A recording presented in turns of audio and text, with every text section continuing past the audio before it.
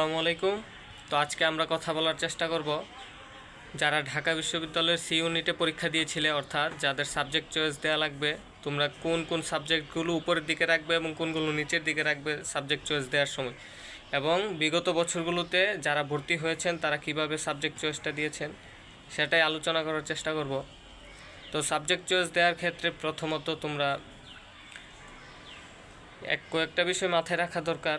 হচ্ছে যে সাবজেক্টগুলো ভালো আছে সেগুলোতে পড়াশোনার চাপও বেশি, আবার যেগুলো ওই রকম না, তারপরে একটু লো লেভেলের সাবজেক্ট, ওইগুলোতে পড়ার চাপও কম থাকে। তো মানুষের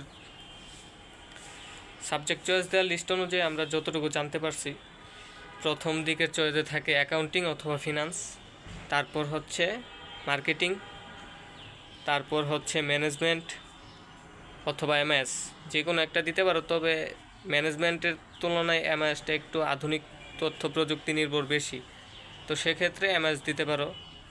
এমএস, তারপর ব্যাংকিং, তারপর হচ্ছে ইন্টারন্যাশনাল বিজনেস, তারপর হচ্ছে THM, tourism and hospitality management, then হচ্ছে OSL, organisation strategy and leadership. তো এই ক্ষেত্রে এভাবে তোমরা সাবজেক্ট চয়েসটা দিতে পারো। সকলকে ধন্যবাদ।